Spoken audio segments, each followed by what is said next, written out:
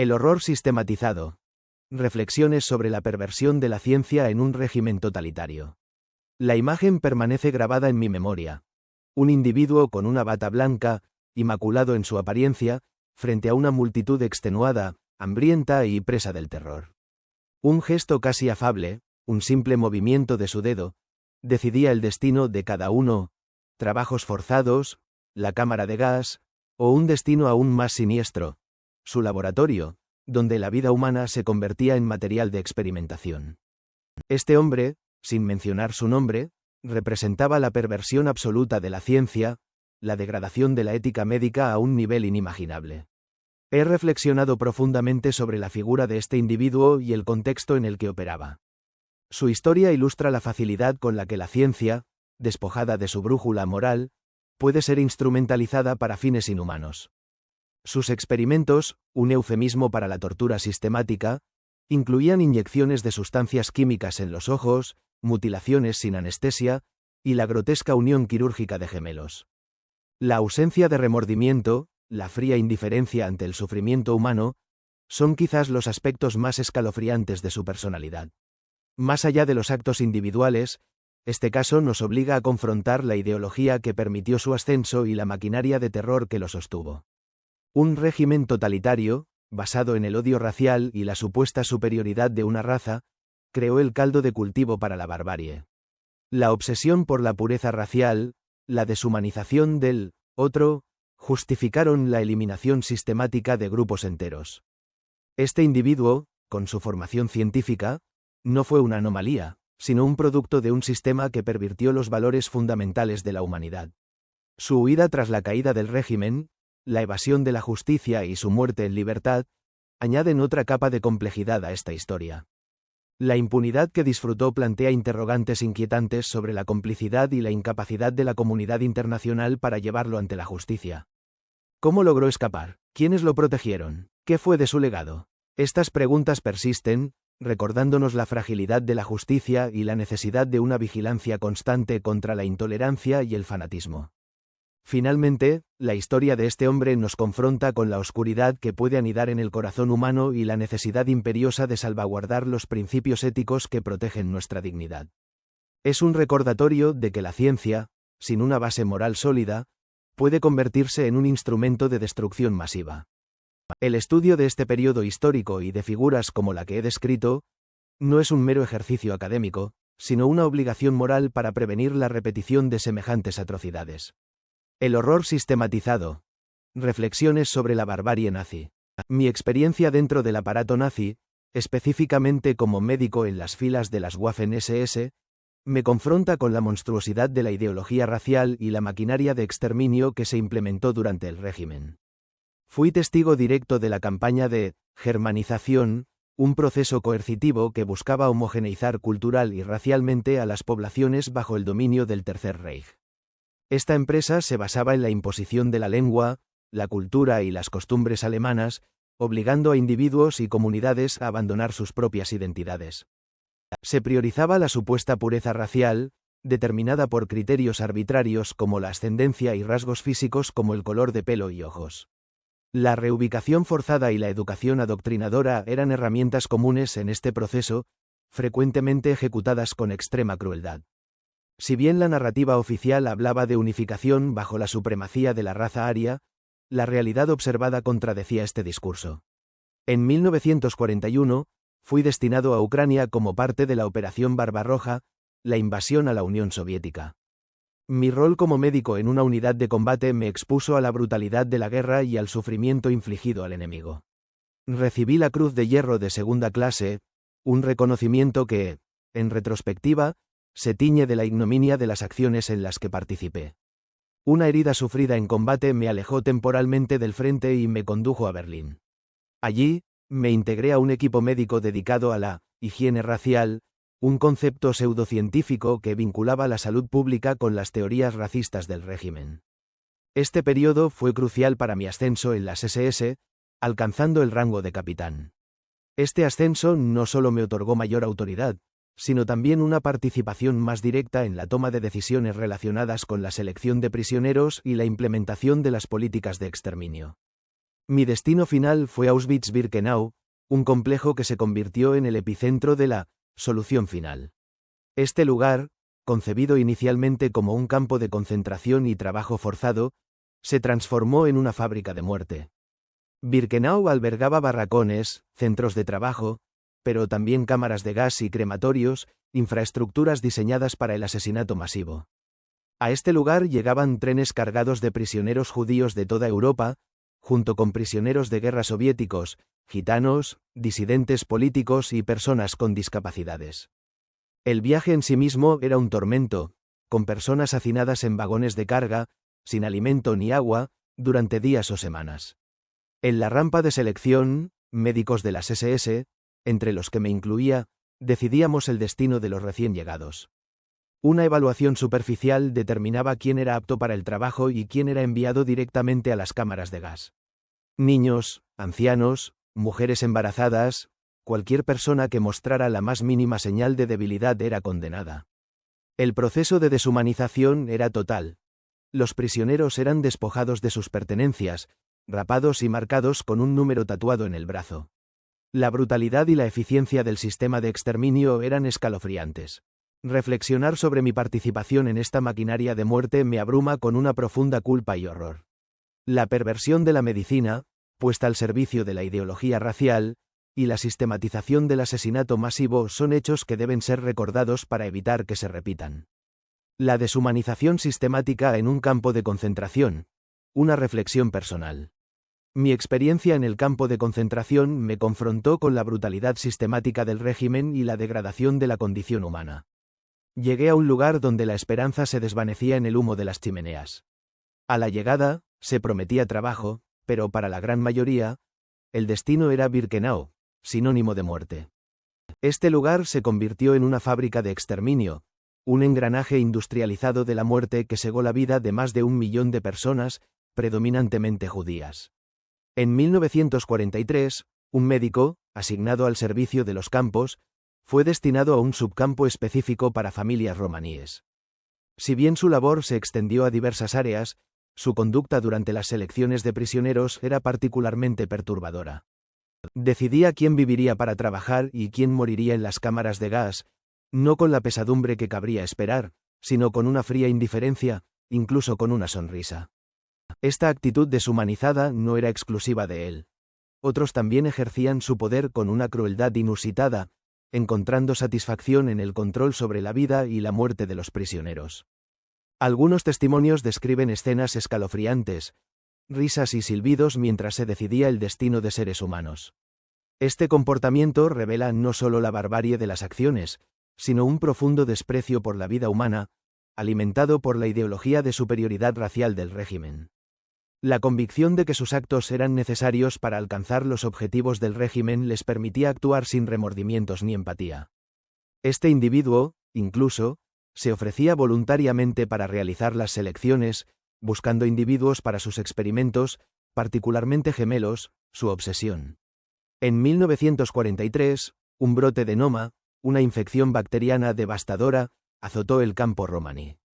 El médico aprovechó la situación para iniciar un estudio, aislando a los pacientes y utilizando a los niños infectados como sujetos de investigación. Los cuerpos de algunos niños fueron enviados a otros centros para el estudio de sus órganos. Esta investigación continuó hasta el cierre del campo romaní en 1944 y el exterminio de sus prisioneros. Un brote de tifus en el campo de mujeres desencadenó la evacuación de un bloque completo a las cámaras de gas para su desinfección. El proceso se repitió con otras enfermedades, como la escarlatina. Estas acciones le valieron condecoraciones y ascensos. Su posición le permitió continuar sus investigaciones sobre herencia y antropología, utilizando a los prisioneros como objetos de experimentación sin consideración por su bienestar. Su interés se centraba en gemelos, personas con heterocromía, enanos y personas con anomalías físicas. Utilizaba a un gemelo como sujeto de prueba y al otro como control, buscando comprender la genética y, según algunos informes, encontrar maneras de aumentar la tasa de nacimientos de gemelos en la población considerada racialmente deseable, alineándose con la política de expansión demográfica del régimen. Un laboratorio fue construido para facilitar estas investigaciones. Un médico judío, obligado a trabajar bajo sus órdenes, preparaba las muestras y realizaba autopsias. Su testimonio posterior a la guerra proporcionó información crucial sobre las atrocidades cometidas, detallando los experimentos y el trato inhumano a los prisioneros. El contraste entre el trato que el médico daba a los niños sujetos de estudio y al resto de los prisioneros era particularmente perturbador, evidenciando una deshumanización selectiva aún más inquietante. El horror sistematizado. Reflexiones sobre la crueldad en un campo de concentración. Mi experiencia en el análisis de los eventos ocurridos en un determinado campo de concentración me ha confrontado con la profunda perversión de la naturaleza humana. He podido constatar cómo la línea entre la civilización y la barbarie se difumina con una facilidad aterradora, especialmente en contextos de poder absoluto y deshumanización sistemática.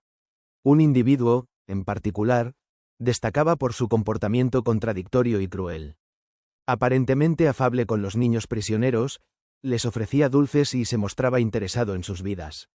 Esta fachada de amabilidad, sin embargo, ocultaba una realidad monstruosa. Este mismo individuo enviaba a esos niños a la muerte sin remordimiento alguno. La disonancia entre su trato superficial y sus actos atroces revela una profunda perversión moral.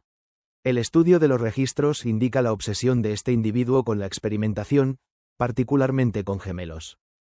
Los sometía a exámenes físicos semanales, seguidos de procedimientos médicos innecesarios y brutales.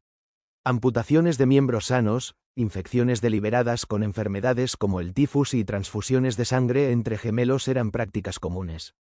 Muchos de estos niños morían como resultado directo de estos experimentos. Los que sobrevivían eran asesinados posteriormente para que sus cuerpos fueran diseccionados y analizados. En un acto de crueldad extrema, se documentó la inyección de cloroformo directamente en el corazón de varios pares de gemelos, causándoles la muerte instantánea con el único propósito de realizar autopsias comparativas. Se intentó incluso crear gemelos siameses cosiendo quirúrgicamente a dos niños por la espalda, un procedimiento que resultó en la muerte de ambos por infección y gangrena.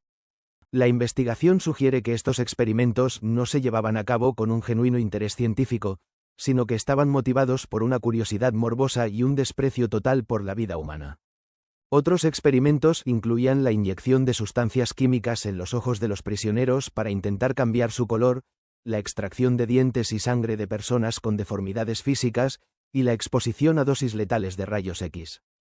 Las mujeres embarazadas también fueron víctimas de estas prácticas inhumanas. La mayoría de los que sobrevivían a los experimentos morían poco después, y sus cuerpos eran enviados a otro lugar para su estudio.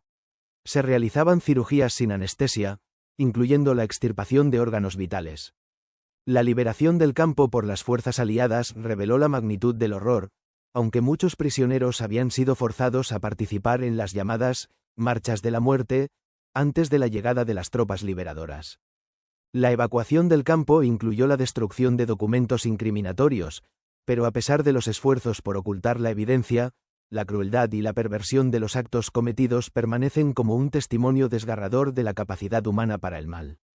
El individuo responsable de estos crímenes logró evadir la justicia durante años, utilizando identidades falsas y redes de apoyo para escapar y establecerse en otro país.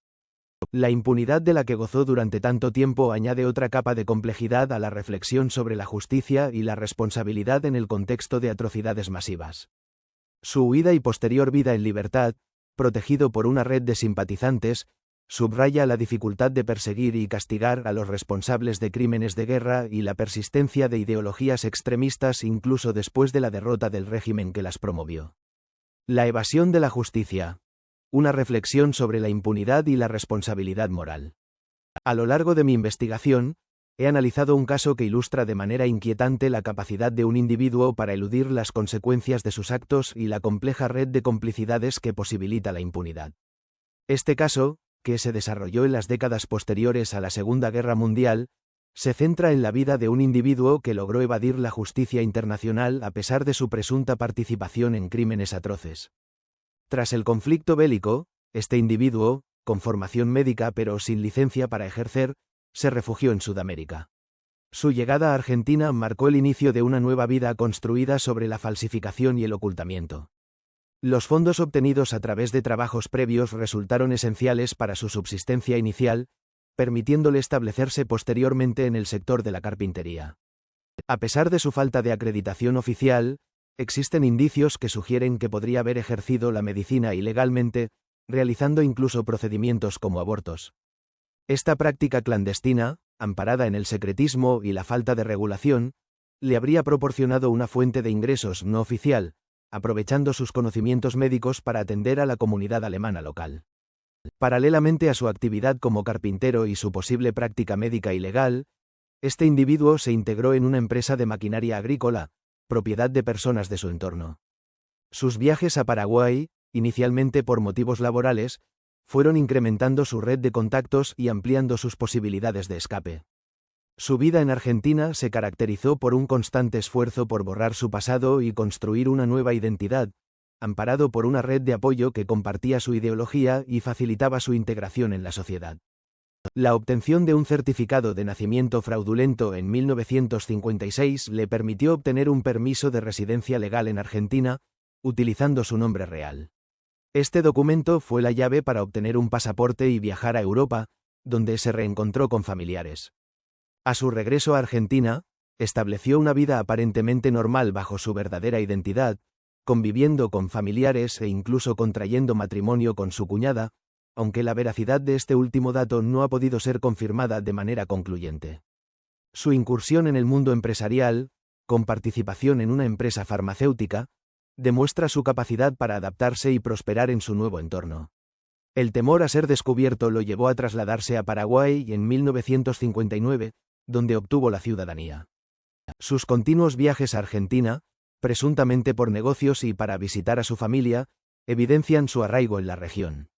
Su nombre figuró en los juicios de Nuremberg, pero la falta de información precisa sobre su paradero y la creencia errónea de su fallecimiento contribuyeron a su impunidad. La información errónea proporcionada por su familia y la ausencia de registros de su captura tras la guerra reforzaron la idea de su muerte. A pesar del secretismo que rodeaba su vida, las investigaciones de individuos dedicados a la búsqueda de criminales de guerra sacaron a la luz su paradero en Buenos Aires. Aunque las autoridades alemanas solicitaron su extradición, la petición fue denegada debido a su traslado a Paraguay. Bajo una nueva identidad falsa, se dedicó a la veterinaria, continuando su huida. Su posterior traslado a Brasil, donde contó con el apoyo de una red de simpatizantes, le permitió evadir la justicia hasta su muerte. Los detalles de sus últimos años, marcados por el deterioro de sus relaciones personales y problemas de salud, completan el retrato de una vida marcada por la impunidad y la ausencia de arrepentimiento. Este caso plantea interrogantes cruciales sobre la responsabilidad individual, la memoria histórica y la necesidad de mecanismos efectivos para asegurar que los responsables de crímenes de lesa humanidad rindan cuentas ante la justicia. El legado de la impunidad. Reflexiones sobre la evasión de la justicia en la posguerra.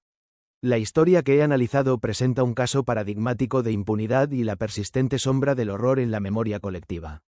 Un individuo, responsable de crímenes atroces contra la humanidad durante un conflicto bélico global, logró evadir la justicia durante décadas, refugiándose en la aparente tranquilidad del anonimato en un país extranjero.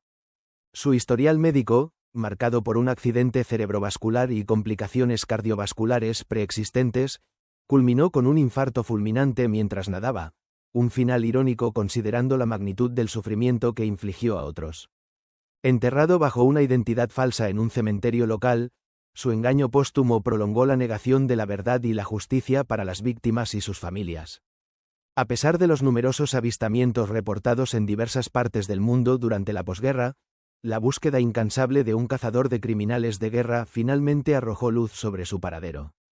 La información proporcionada a las autoridades locales condujo a la exhumación de sus restos y la posterior confirmación de su identidad mediante pruebas de ADN.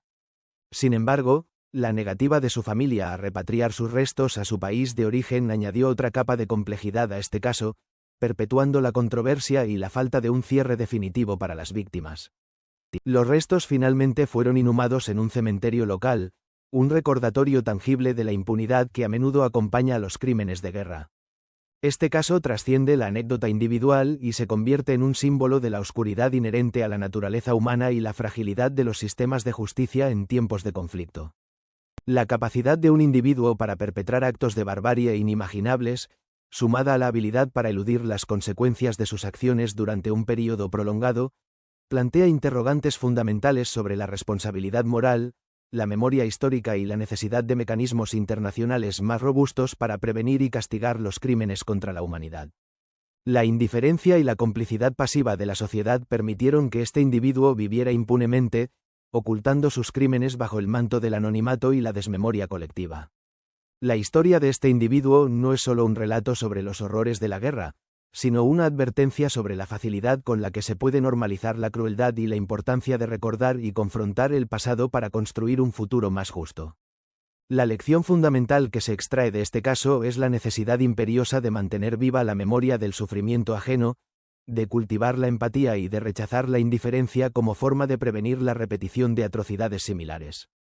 La memoria histórica actúa como un faro que ilumina los peligros de la deshumanización y la importancia de defender los derechos humanos en todo momento y lugar.